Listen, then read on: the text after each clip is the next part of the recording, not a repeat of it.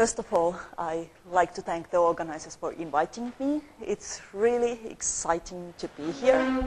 I'm from University of Turku, Finland, and I'm doing research on applied ethics there. I'm a philosopher. I have done research mostly on applied ethics and environmental philosophy, but for the last few years I have also been teaching research ethics for the doctoral students of the university and also to master students. And I have been member of various research ethical committees in Finland. So that's my kind of background. I have no background on epistemology or in philosophy or science. So I'm kind of speaking from the point of view of applied ethics and as a teacher of research ethics. So this is the contents of my paper. I will very much concentrate on the parts 4 and 5, but I will first make a distinction between, well, I'm going to spell out the aim of the paper, make a distinction between 4 types of research ethical questions, provide a view of the guidance for research ethical guidance regarding these 4 types. And then I'm going to ask a question, why is there so little applied ethics research on the good of researchers? So this is probably not so much about experimentation, but I wanted to use the opportunity to discuss the issue. And I'm going to discuss 2 possible answers, and finally present a view about what I think might be a role of applied ethics on the good of researchers. So what I want to do in this paper, I want to address some research ethical questions that I think should receive more attention. They are topical now on my experience. There are issues that doctoral students, for example, want to discuss a lot. There are also issues regarding which if I have understood correctly, there are some wrongdoings. And because of the changes in academic life, they may become even more topical in very near future. And I will also, my aim is also to discuss the role of applied ethics in answering these questions. So what is the role of applied ethics in research ethics at the moment? What is the current state? And I will also like to kind of discuss what should the role of applied ethics be. So as you can see, I'm kind of combining my experience in applied ethics and in teaching research ethics. So if we look at the research ethics, it seems that there are 4 types of research ethical questions. First of all, research ethics, as Woyin mentioned, very often concerns the good of the research subjects. We are considering the duties of researchers towards the research subjects. What may be done to research subjects, for example, human beings, different kind of human beings, children, some minority groups and so on, or animals, plants, ecosystems, and even inanimate objects such as some cultural objects in the name of research. In order to do research, what may be done? And secondly, if you look at the research ethical guidelines or discussion on research ethics, there are questions related to good of people who are not really participating in the research. The kind of general public, you might say.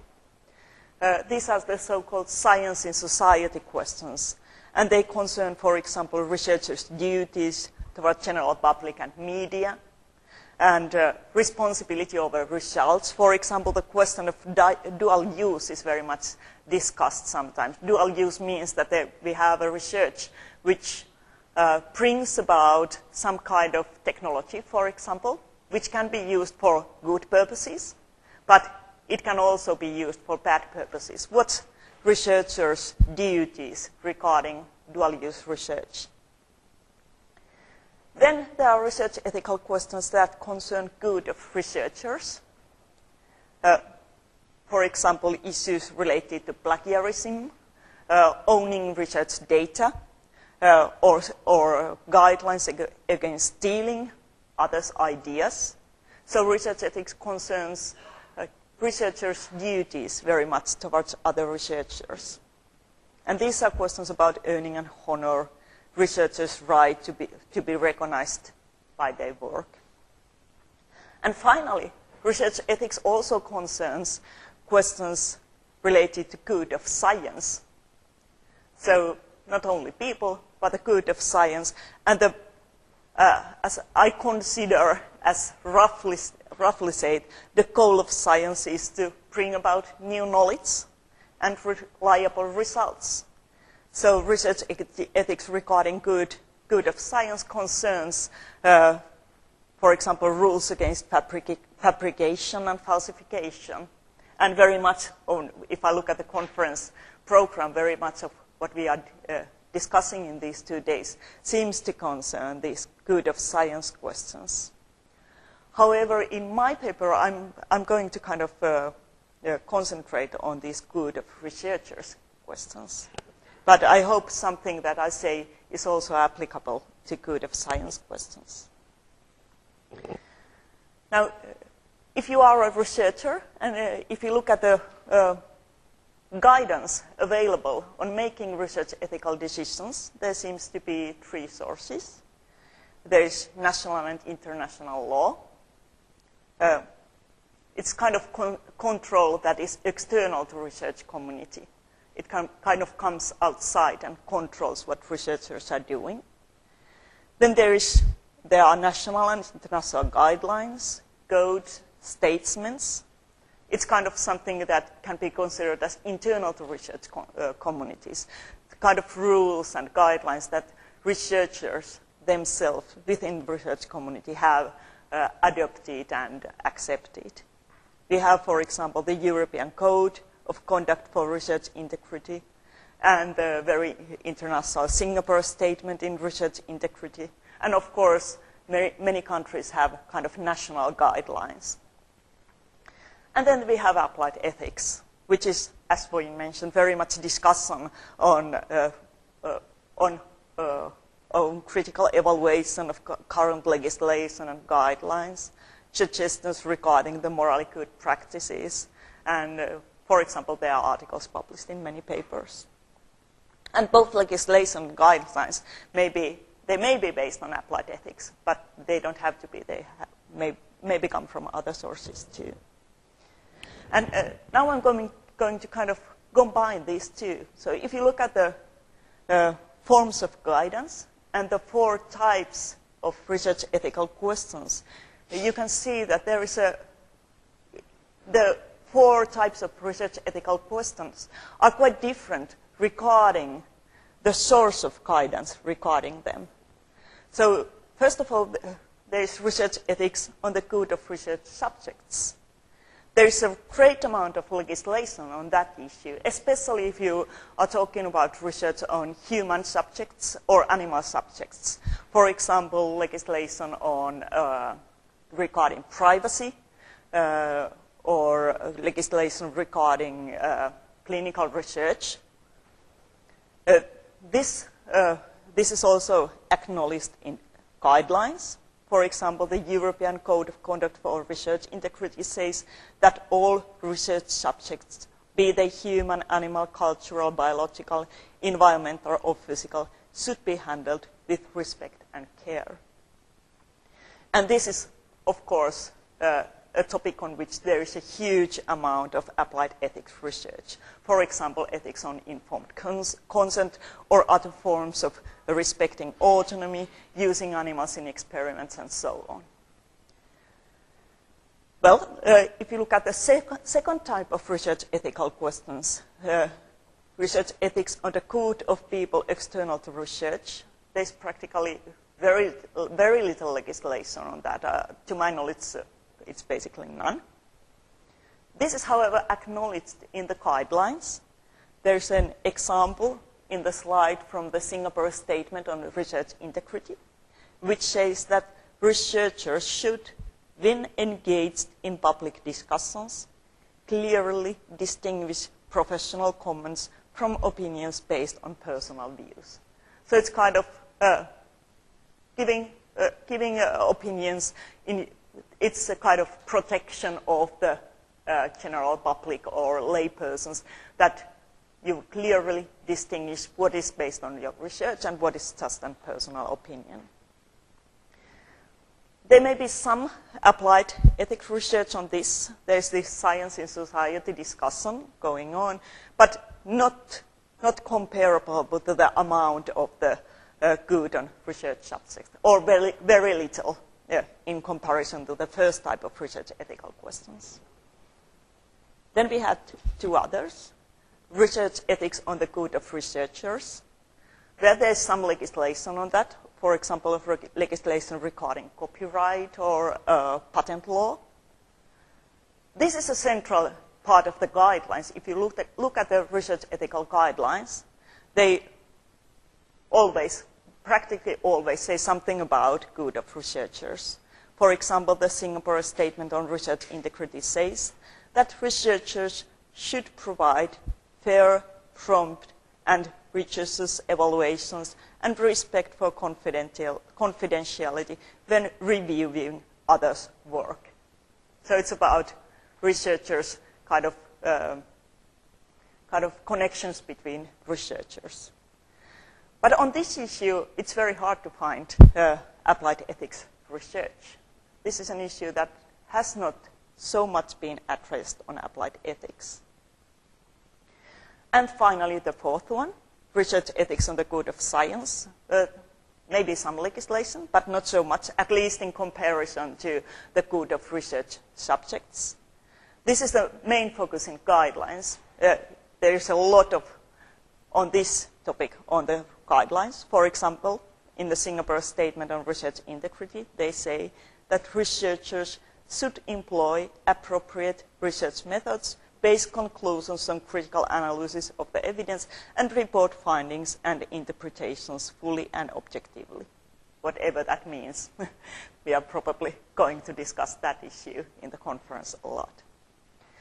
There seems to be quite little applied ethics research on the issue, but the issue is very much addressed in the philosophy of science. But looking at this conference and the program, I kind of started to wonder whether we really can make such a kind of strict distinction between applied ethics and philosophy of science.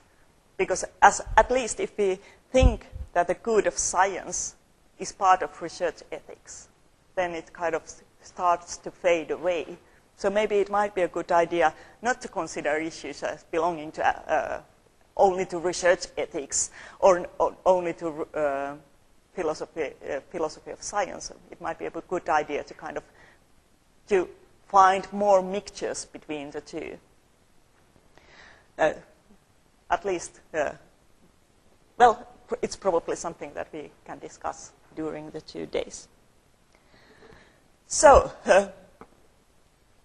as I said, I'm today going to very much concentrate on the questions regarding good of researchers, some of which I say might also be applicable to the questions regarding good of science. So, as I said, there's practically no applied ethics research regarding good of researchers. Why? Why is there so little applied ethics research regarding good of researchers? I'm going to present two possible answers and show that both of the answers, according to my understanding, are quite poor. First possible answer might be that the ethical issues regarding the good of researchers are so simple and self-evident that no further discussion is needed. Everybody knows that plagiarism or stealing others' ideas or delaying or disturbing work of other researchers is wrong. It's easy to understand it. It's easy to understand, and no further discussion is needed. Yes, certainly many issues may be easy, But it does not follow from that that all issues are simple. And I'm going to discuss the case of authorship as an example to show that there are also kind of complicated issues, challenging issues related to the good of researchers. On authorship issues, we have some legislation. It is acknowledged in the guidelines, but very little applied ethics research, practically none. Yet the issue is highly important for researchers, of course. Whether you are listed as an author or not may be important implications regarding your career as a researcher. And it also seems that the authorship issues and problems related to it are very common. Well, if you look at the guidelines, we can find a lot of stuff regarding authorship. Misconduct of authorship can be listed as coercive authorship, guest or maybe gift, honorary, courtesy or prestige authorship, many names for that, and coast authorship. The first two mean that someone who has not really contributed to the work is listed as an author. It's a misconduct. You shouldn't do that. And the last one means that someone who has contributed to the work is left out from the list of authors. It's also, of course, misconduct and should not be done. However, the main question, or the difficult question, of course, is what's enough for being listed as an author? It's easy to see that these misconducts are wrong, but how much work is enough for authorship? Who is an author? Who should be listed as an author? According to the European Code of Conduct for Research Integrity, authorship should only be based on creative and significant contribution to research. For example, contribution to the design, data collection, data analysis, or reporting, not for general supervision or of research group, or editing the text. And furthermore, they say that sequence of authors should be agreed by all, and it may follow the national or disciplinary practices and codes and traditions. And those people who do not really kind of have done sufficient for authorship, but they have done some, they should be acknowledged. The International Committee on Medical Journal Editors, they are in similar lines. They are saying that authorship credit should be based on substantial contribution to the conception or design of the work, and so on. They say that in order, you can see that there is "and" in the end of each line. You should be involved in drafting the work, and you should approve the final work, and you should agree to be accountable for all aspects of the work in ensuring that the questions related to the accuracy or integrity of any part of the work are appropriately investigated and resolved. And again, they are recommending that those who have done some but not enough to be authors should be acknowledged. So this is a kind of base provided by the guidelines. But I think this is absolutely insufficient. We have a lot of difficult cases. Even persons who are willing to follow these guidelines may run into problems. First of all, the guidelines, they leave much room for interpretation. How to really distinguish between creative contribution, which was enough to be an author, and supervision. Of course, we have clear cases, but it's obvious that we also have a kind of gray area in which it's really hard to say whether someone had a creative contribution on the work or mere supervision. I have personal experience, for example, when a researcher from other discipline called me. She had written a paper. It was not accepted for a journal for good reasons, and she asked for the help. And I provided actually quite a lot of help for her. She kind of wrote the whole study again, and in the end she asked, would you like to be named as an author because you did a lot? But originally the work was hers, and it was a case in which it was really difficult to say whether I just supervised her or really contributed enough to be named as an author. In the end, because I wasn't sure, I said that no, I don't want to be named as an author. Or was I a scientific advisor, or did I contribute substantially to the design of the work? Because on the end, she really kind of changed the whole idea. The requirement of being accountable for all aspects of the work, for me, it seems also somehow problematic. It's not a problem if you're working alone. It may not be a problem if you're working alone in a research group where everybody is from same discipline. But if you look at the research today, it's very much done in multidisciplinary groups. Consider a group consisting of philosophers, biologists, and sociologists, for example. Should the philosopher be accountable for the parts of the work done by a biologist? He or she may not really have skills to really understand that part of the work. Should he or she still be fully accountable for those aspects of the work too? There's also a requirement, if you remember the last slides, there was a requirement of agreement between authors. The guidelines say that authors should agree on who should be listed as an author and in which order the names should be. I think this kind of guideline fails to acknowledge the power relationships within academia. Persons in the very beginning of their career may not have, in reality, very much to say on these issues. Juniors are often highly dependent on seniors, for example, in getting funding or getting a role in the research group in the beginning. It doesn't seem to be enough to just say that you just should agree. The guidelines also offer this acknowledgement as a kind of solution for difficult cases. However, again, I don't think it's a nice solution in a sense, because, of course, if you're thinking about becoming a good researcher and a kind of career as a researcher, what you want to do is to publish, to be listed as an author. These listings, role as an author is something on which you are appreciated. Whereas acknowledgement, they are not usually listed in CVs or anything like that. It's very valuable to be an author, but being acknowledged, it's not usually a great achievement in academia. So it seems to be a kind of problematic solution in that sense. And as I already mentioned, much of the research today is done in multidisciplinary groups. Much of the research is done on international groups. And the guidelines say that the decisions regarding authorship may follow the traditions of disciplines and traditions of nations. But it's not enough to give solution in the groups in which there are people from different disciplines or different traditions. We also have new ways of making science. For example, the open data.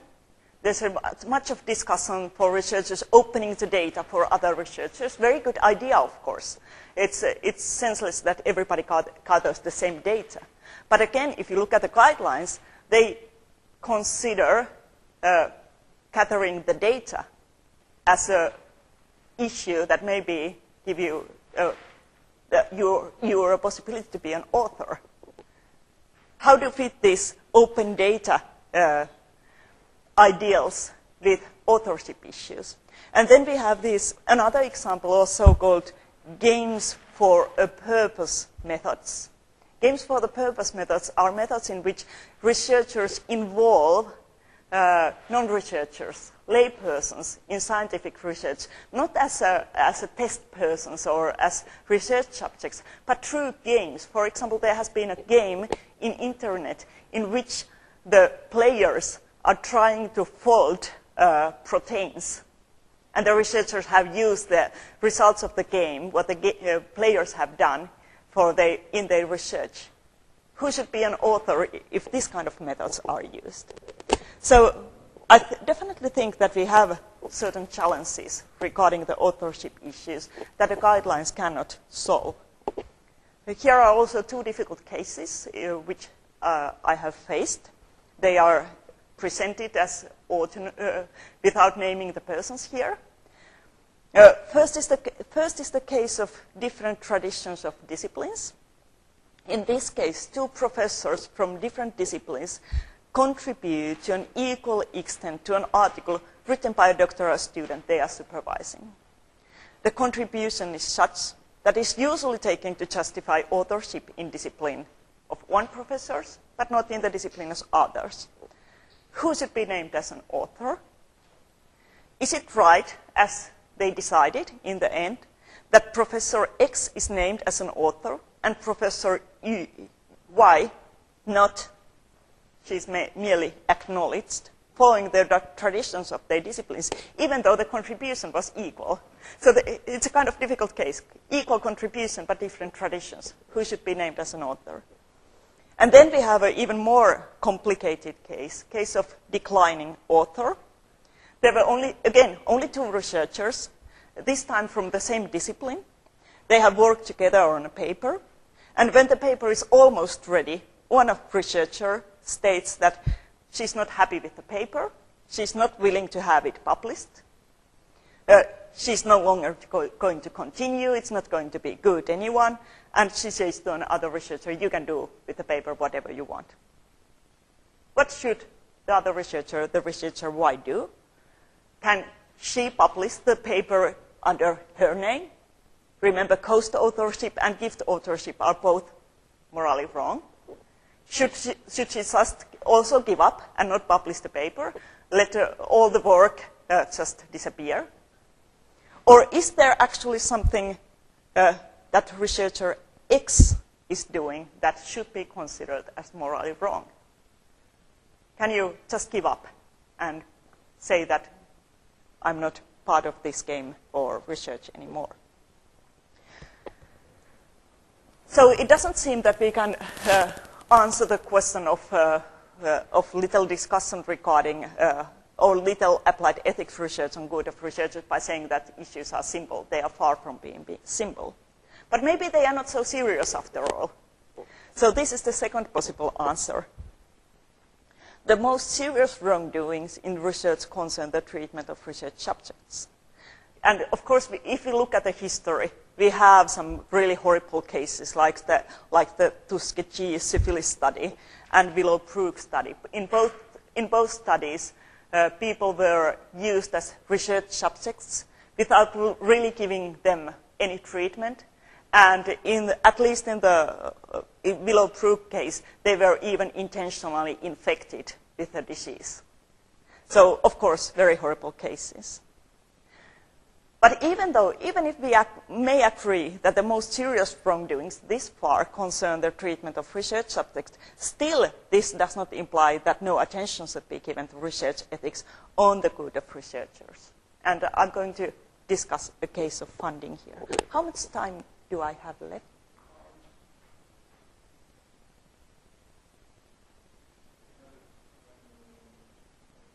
Okay, great. Yeah. If you look at the case of funding, there's legislation on the issue, but it's on the kind of financial management of foundations, but not really on the criteria for selecting researchers to be funded. It's sometimes acknowledged in the guidelines, but it's mostly handled as a duty of researchers, not duty of funders. And there is some applied ethics research, but again, it concerns the duty of researchers. So if you look at the discussion, the fundamental question regarding the ethics of funding seems to be, or the most discussed question, seems to be, from whom should the researcher accept or reject funding? Some universities even have guidelines on this. For example, the London Global University guidelines state that researchers are not allowed to accept research funding from a tobacco industry. And there are different kind of guidelines. The Association of Fundraising Professionals have code of ethical standards on the issue, and there is a lot of applied ethics research on this too. But if you turn the other side of the coin and look at the duties and responsibilities of funders, it's very hard to find anything. This is an issue of duties of funders towards applicants or people seeking grants. They are not mentioned in the general guidelines on research integrity. Some councils on foundations provide some ethical guidelines, but they mostly concern issues like electing members to the board or financial issues, maybe some general openness issues. And some foundations, kind of single foundations, they even have a mention of researchers in their own guidelines. But relatively little on this one. No legislation seems to be concern these issues, and practically no applied ethics research. However, again, we have difficult cases. Again, I'm presenting cases without names, but real-life cases. For example, first case is denying evaluation. So this is a case in which an application never went to an evaluation, even though it was claimed in the call that all applications will be evaluated by external experts. But in the end, some of them never went to the evaluation, even though they had all the documents needed and so on. And no reason for excluding application from evaluation were given, besides that the funder was surprised by the amount of applications. So it didn't seem very nice from the point of view of the applicants. Then we have cases in which decisions are made against the call. In this case, the funder named in its call 6 different academic disciplines it is going to fund this year. In the end, it funded 30 projects, and only one of these was in one of these named disciplines, and even it was carried out in a university with no unit for this discipline. Lack of openness also seems to be a common problem. It's possible that you get a very good evaluation, for example, 6 points out of 6 points, but no funding, and applicant with less good evaluation gets funding, and no reasons or very kind of open reasons are offered. Only something like research political issues, which is never spelled out what does it really mean. I'm not saying that the funders have bad intentions, of course not. But probably they consider the good of science or good of society, but still the good intentions are not enough to show that we don't need the more discussion and more research on the issue. So how should these kind of questions be answered? As I already said, there is relatively little applied ethics research on the issues I have been discussing. So there is need for further discussion, but how to carry out that further discussion? And I'm willing to discuss or kind of make a suggestion or ask whether applied ethics could be a helpful tool here. It seems to me that the current focus, and this is a kind of strong claim I'm making here, but I feel that a current focus, if you look at the research ethics guidelines, it's kind of based on a maybe old-fashioned or otherwise a strange idea of power relationships in academia. It does not acknowledge the hierarchies between researchers. It doesn't really acknowledge the dependence on external funding, which is reality in many places. It doesn't really realize power of funders, publishers, and politicians over academia. So I have 2 suggestions to make. First concerns using the 4 principles of biomedical ethics in solving the kind of issues I have been presenting here. These 4 principles by Tom Bechamp and James Childress are widely used in applied ethics regarding the good of research subjects, the issues related informed consent and so on. The 4 principles are respecting autonomy, beneficence, non-maleficence, and justice. Could these principles also provide a tool for discussing good of researchers?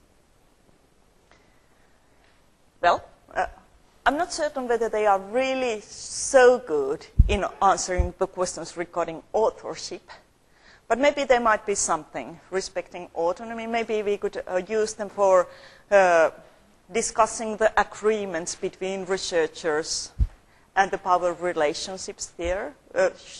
How should we understand the guideline of researchers agreeing? Does it mean a kind of consent to the normal practices, or real negotiation, or that only that someone doesn't disagree? And if you look at the beneficence and non-maleficence, we could address the problem of acknowledgement, probably through that, or discuss the multidisciplinary research or international research and different authorship practices. That question definitely also concerns justice. It would be really interesting, I think, to do some research on different understandings of justice and look at the criteria for authorship given in guidelines from that perspective. The requirements of being accountable and so on. And of course the new ways of making science are relevant here. However, I think that the 4 principles might be more nicely applicable to the ethics of funding for funders. We might discuss, for example, the respect for autonomy from the point of view of autonomy of researchers, and of course also autonomy of science and autonomy of academia, and compare that to the case of dependence on external funding. The researchers, when they are doing research on human beings, for example, have a duty to make the research in a way that does not violate the autonomy of research subjects. Good funders also have a duty to fund in a way that does not violate autonomy of researchers and academia, autonomy of science. What would that imply, that kind of duty? We might also discuss the beneficence and non-maleficence issue. If you look at the funding, there seems to be a kind of question between protecting privacy and protecting the ideas of researchers. If you don't tell about the applications to anyone you got as a funder, you are certainly respecting privacy and protecting researchers' ideas. But in that case, it's hard to be open and transparent regarding the funding decisions. So there is certainly an issue of kind of fitting together the beneficence and non-maleficence here.